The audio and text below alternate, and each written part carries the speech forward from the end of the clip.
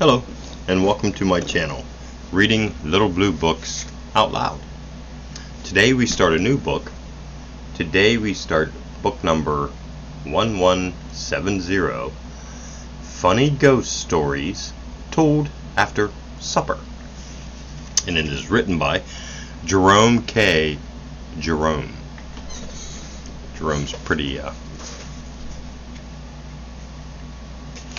inventive with the names, isn't he? Is there a copyright date? Let's see. I don't believe there is a copyright date in this one, but we can rest assured it was probably written in the 1920s. Table of contents, introductory, how the stories came to be told, Teddy Biffle's story, the doctor's story, interlude, the ghost of the blue chamber, personal explanation, and my own story.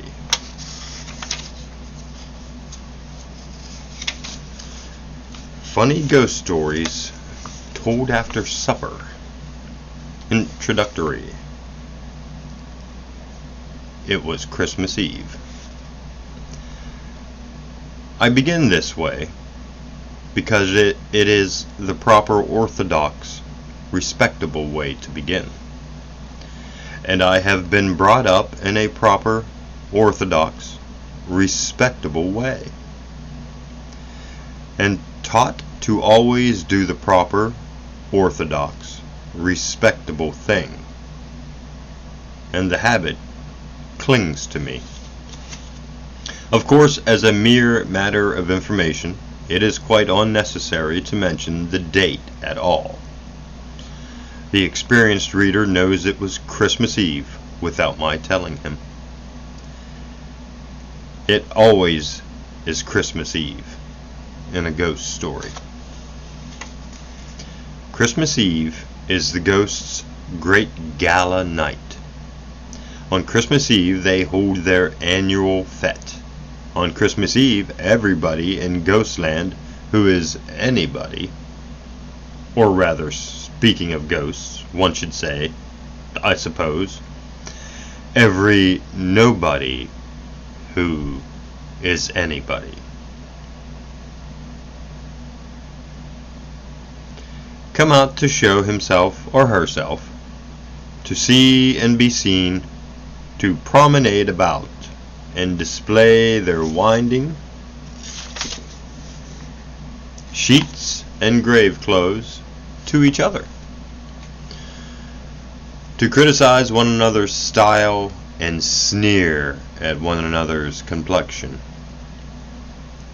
Christmas Eve parade, as I expect they themselves term it, is a function doubtless eagerly prepared for and looked forward to throughout Ghostland, especially by the swagger set, such as the murdered barons, the crime-stained countesses, and the earls who came ever with the conqueror and assassinated their relatives and died raving mad. Hollow moans and fiendish grins are, one may be sure, energetically practiced up.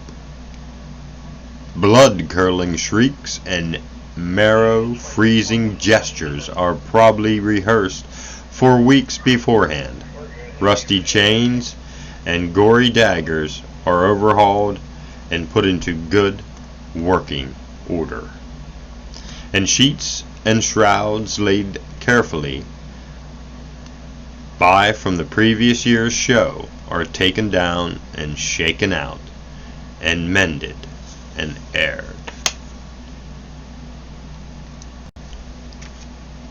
Oh, it is a stirring night in Ghostland. The night of December the 24th. Ghosts never come out on Christmas night itself, you may have noticed. Christmas Eve, we suspect, has been too much for them. They are not used to excitement.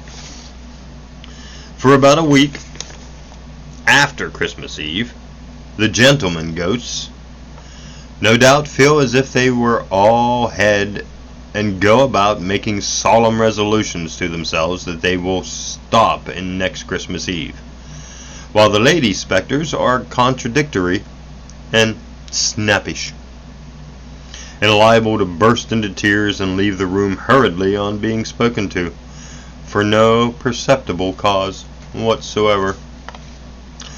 Ghosts with no position to maintain, mere middle-class ghosts, occasionally, I believe, do a little haunting on off nights, on All Hallows Eve, and at Midsummer, and some will even run up for a mere local event, to celebrate, for instance, the anniversary of a hanging of somebody's grandfather, or to prophesy a misfortune. He does love prophesizing a misfortune, does the average British ghost.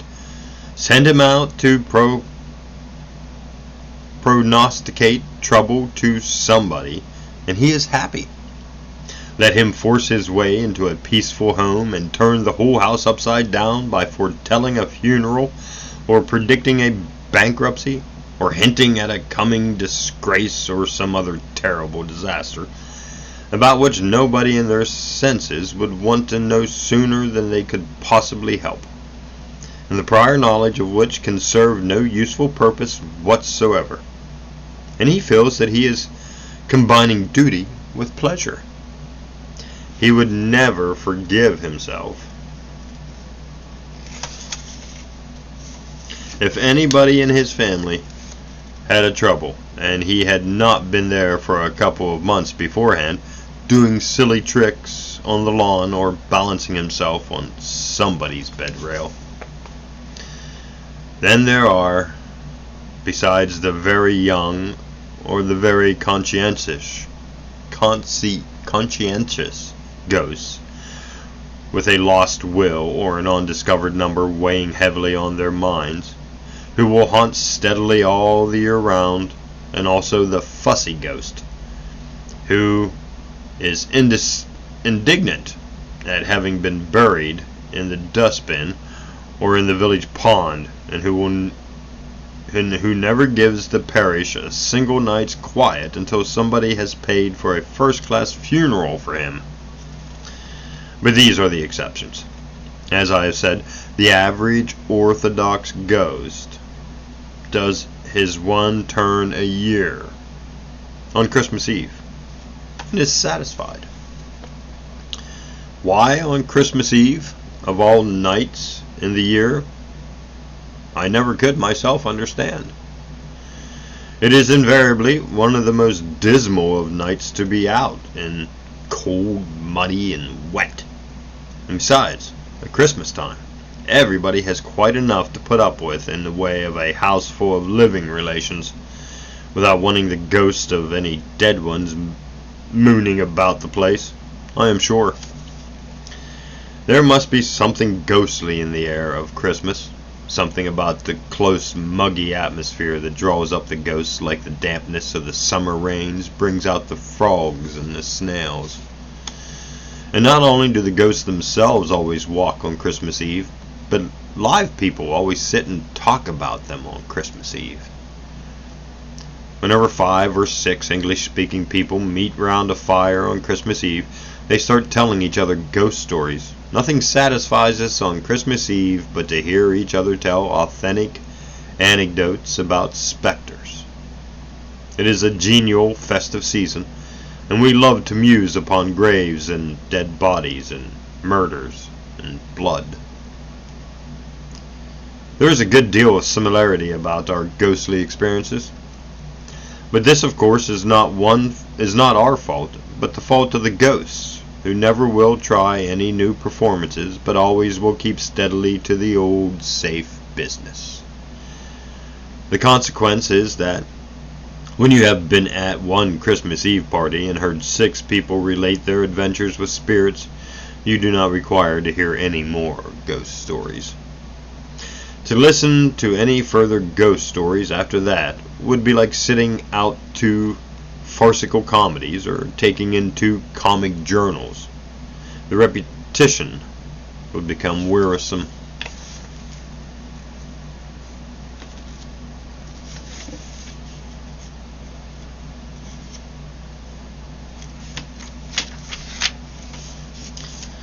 There is always the young man who was one year spending the Christmas at a country house, and on Christmas Eve they put him to sleep in the west wing.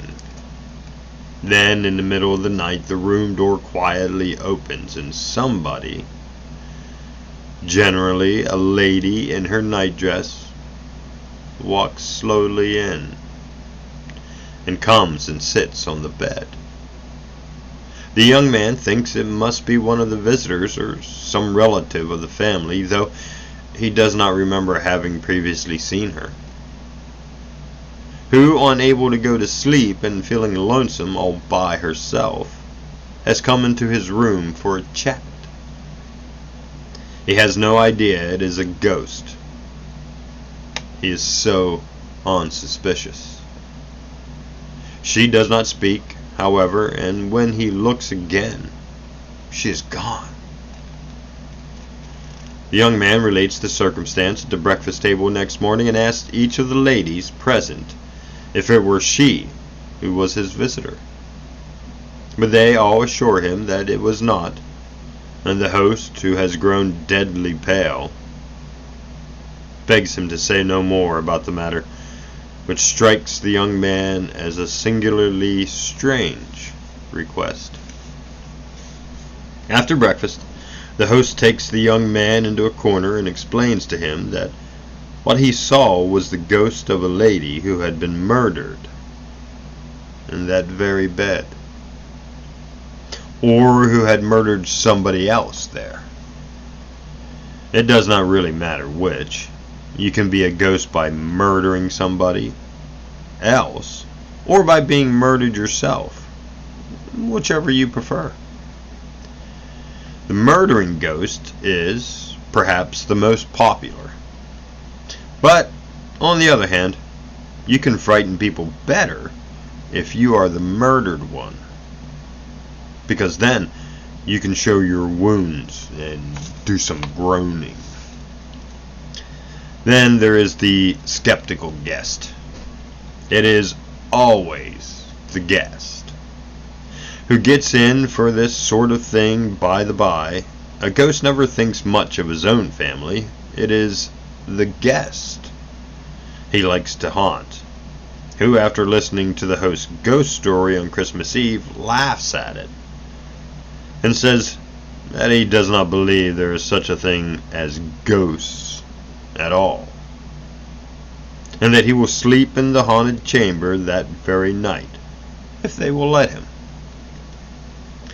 Everybody urges him not to be reckless, but he persists in his foolhardiness and goes up to the yellow chamber, or whatever color the haunted room may be, with a light heart and a candle, and wishes them all good night and shuts the door. Next morning, he has got snow white hair. He does not tell anybody what he has seen. It is too awful. There is also the plunky guest, who sees a ghost and knows it is a ghost, and watches it as it comes into the room and disappears through the wainscot, after which, as the ghost does not seem to be coming back, and there is nothing consequently to be gained by stopping awake, he goes to sleep. He does not mention having seen the ghost to anybody, for fear of frightening them. Some people are so nervous about ghosts, but determines to wait for the next night and see if the apparition appears again. It does appear again, and this time he gets out of bed, dresses himself, does his hair, and follows it, and then discovers a secret passage leading from the bedroom down into the beer cellar. A passage which no doubt was not unfrequently made use of in the bad old days of yore.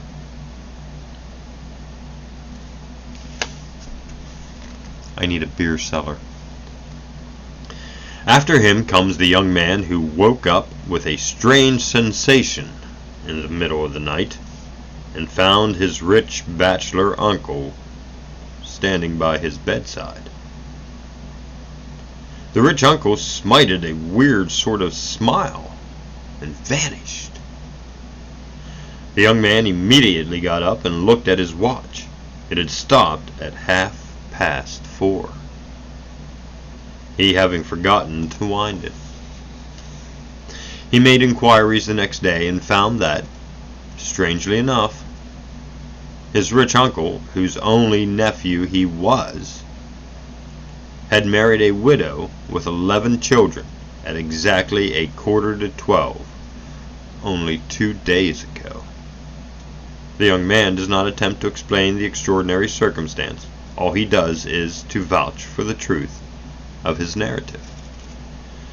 And to mention another case, there is the gentleman who is returning home late at night from a Freemasons' dinner, and who, noticing a light issuing from a ruined abbey, creeps up and looks through the keyhole.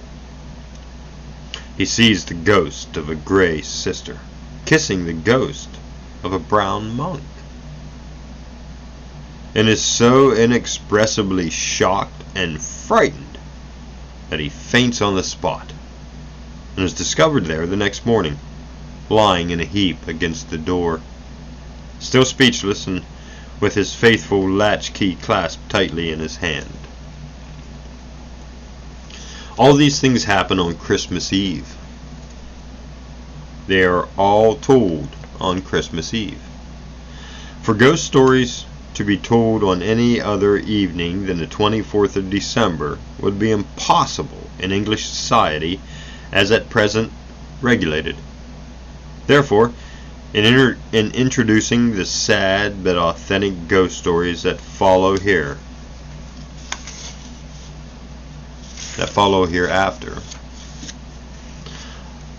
I feel that it is unnecessary to inform the student of Anglo-Saxon literature that the date on which they were told and on which the incidents took place was Christmas Eve. Nevertheless, I do so. And I think we'll stop there for part 1.